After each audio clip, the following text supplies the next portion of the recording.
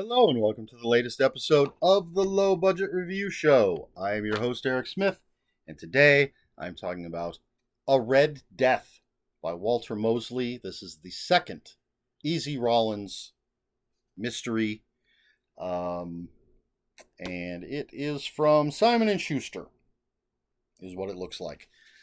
So as I said, this is the second Easy Rawlins book. It takes place in 1953. Easy is... he secretly owns some properties, rental places. He has another guy going around collecting the rent, letting people think he's the owner. And Easy just sweeps up, lets people think he's the janitor. And he has, since the events of Devil in a Blue Dress, he's been sort of helping people. He's not like officially a private eye or anything, but he'll help people out. And the IRS comes along and jams him up. They say, we know that you own these properties that you have never declared. You haven't, you're stealing taxes for the United States. We need to get this straightened out or you're going to jail. And so he's feeling the pressure. And then this FBI agent shows up and he's like, look, we need your help, Mr. Rawlins. We will take care of this whole thing with the IRS. We'll make it go away. We'll just set you up with a payment plan for your back taxes.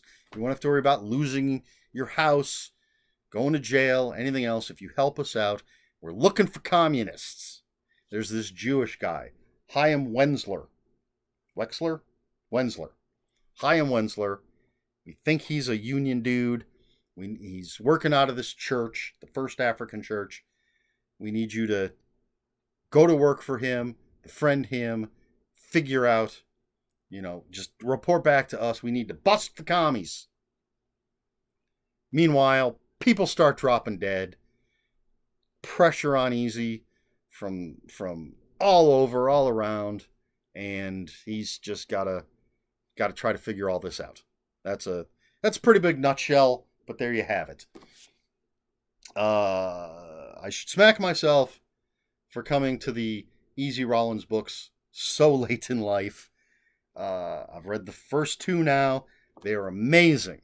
I've always been a fan of private eye stuff, and even though at this point, again, Easy's not really a private eye, it's that noir private eye kind of thing, except that Easy is not exactly the same mold as the private eyes that I'm used to reading, whether it's Spencer, Elvis Cole, Sam Spade, Philip Marlowe. Easy is a more complex character. Those characters, well, the Sam Spade and Philip Marlowe are flawed. Spencer, Elvis Cole have superficial flaws. They're more, I hate to say pulpy, because they're great series of detective novels, but they're almost more heroic than Sam Spade or Philip Marlowe, because they don't really have as many flaws. They're great, well-written characters, but Easy Rawlins, this is what we need to get back to. Easy Rawlins is a much, much more complex character.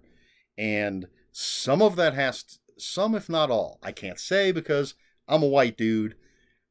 A lot of it, if not all of it, has to do with his race. He's a black man, 1953, California. And this is one of the reasons that I love these books. I am getting a snippet, a piece of life that I'm not familiar with, that I've never had to experience, that I never will experience. And I'm getting an inside look. Yes, it's a work of fiction, but it's couched in the reality of what it was like to be a person of color in 1953. Easy fought for his country. He served in the military in World War II, and yet he's back home, and there's a point where he's taken in by the police, and they beat him, and he knows he has to sit there and take it, or he will be killed. And that's not something I've ever had to experience. Well, one, I've never been taken in by the police, but be that as it may, it's not something that, even if I were, chances are I'm not going to experience that sort of thing. He knows he has to live essentially two different lives. There's the easy Rawlins that's with his friends and his people, his community, and then there's the easy Rawlins that he has to be, for the most part, not always, but for the most part, when he's around white people, especially white people in authority, white neighborhoods. And it's, to me, I want to know these things. I mean, I know, I'm aware, but getting into it, even in a work of fiction, is a gift. And this is a very complex story. Now, I will say, I did read it out over bits and pieces during my lunch break, and it wasn't until today. I just finished it today. Today is the first time I really had a chance to sit down and dig into a big chunk and finish it. So I did have a few problems keeping some of the characters straight, some of the secondary characters, and there are a lot of them. But it's fast-paced. It's well told. One of the things that Walter Mosley does, and Easy Rawlins does, because he's the one telling the story, it's all in first person, is he's telling the story essentially from the present. There are occasions when he will say things like, back then I didn't know any better, or back then I had to do. So where a lot of these first person private detective mystery stories are simply the person telling the story as if it happened yesterday, whatever, this is Easy telling us from, say, the present day, telling us what happened in 1953. One of the nice things, I have all of the Easy Rawlins books except the most recent, and I believe they all move pretty steadily forward in time. So it's covering quite a few decades. This was published, I think I looked earlier, 91, and takes place in 53. So again, as opposed to the Elvis Cole, the Spencer, even the Dashiell Hammett and Raymond Chandler books, which take place, they're contemporary at the time they were written, Walter Mosley is telling us stories from the past, but I do think they may catch up. I don't know, because I don't have the newest book. So I don't know if they catch up to today. But it's incredibly well written, with wonderful, complex characters. There's a lot going on. There are murders that may or may not be connected.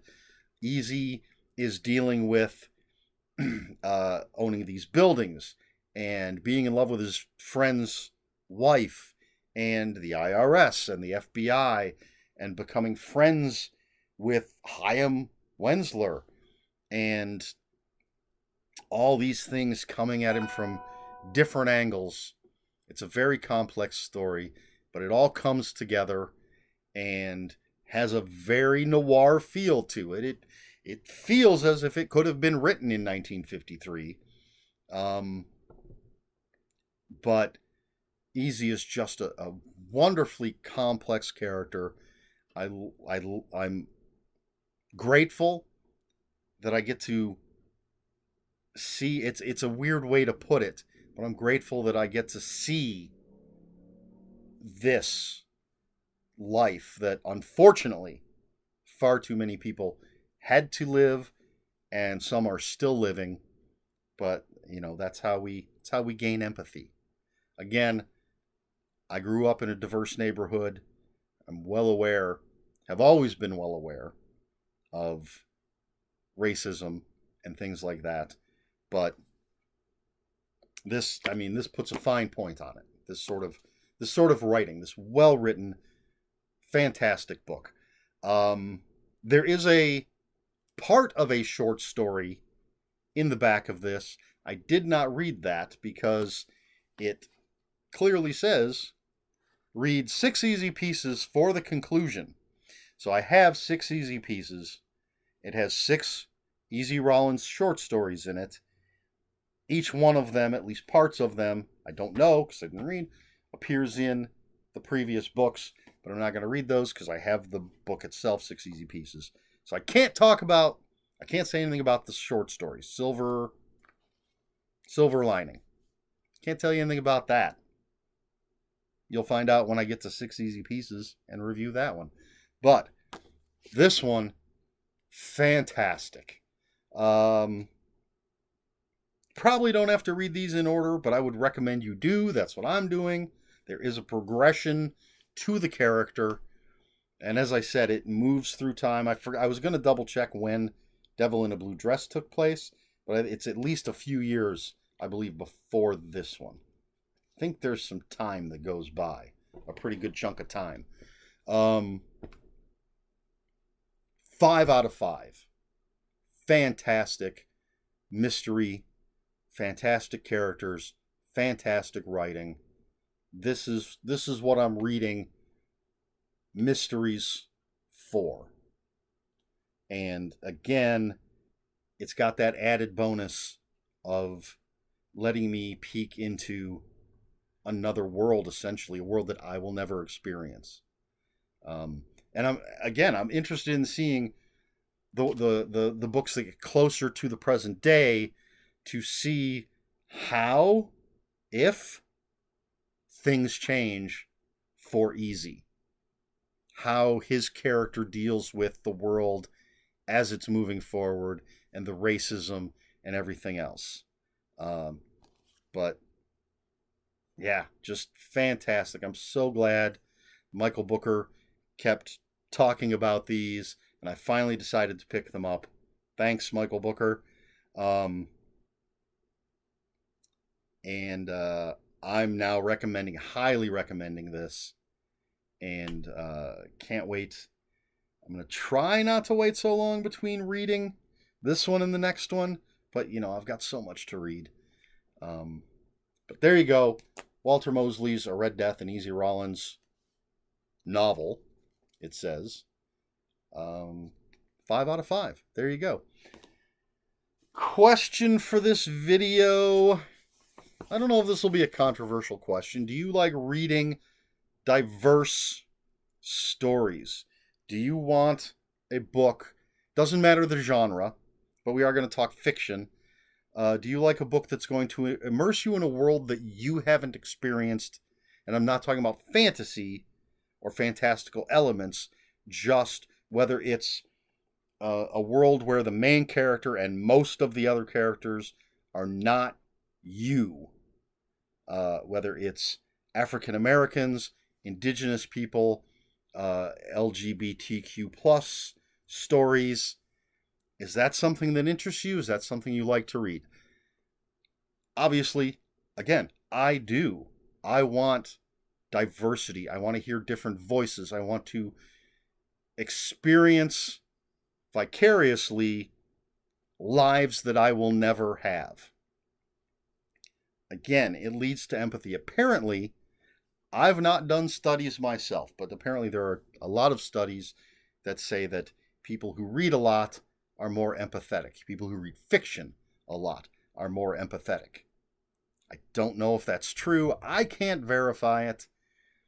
But I like to think that I am an empathetic person, and I do like to read diversely. Of course, the most important thing to me is being entertained, but that doesn't have to be just because I'm an old white man doesn't mean I can only be entertained by old white men. I want to read female authors, LGBTQ plus authors, people of color authors, Latinx. I just watched a video recently about sort of these terms, people of color, but then there's BIPOC, or however you say it, which is black, indigenous people, and people of, it's like black, indigenous, and people of color. Some people don't like that term. So it's just, I'm not going to get into it. I just apologize if I'm using the wrong terms. I know some people don't like Latinx. But anyway, that's neither here nor there. I want to read stories by a wide variety of people.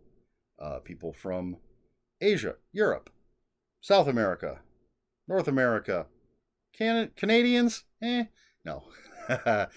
Just kidding, Canadians. Yeah, give me those experiences. That's what I want. But what do you think? Do you like diversity in your reading as far as authors and the stories that are being told, or do you just want to read a good horror novel or a good mystery novel? Do you not think about it? Let me know in the comments below. And if you have any comments, questions, or corrections, put those in the comments below. Comments are open for spoilers. Just post spoiler warning. We try to be polite here at the Low Budget Review Show. Please like, share, and subscribe. All that YouTube stuff. If you'd care to follow me on other social media, my Twitter is @Ronan5757. My Instagram, where I post pictures of books, comic books, board games, and fuzzy animals, is EricSmith5757. That's Eric with a K, ERIKSMITH 5757. That's all I've got. This has been the Low Budget Review Show. I have been Eric Smith, and until next time, read more books.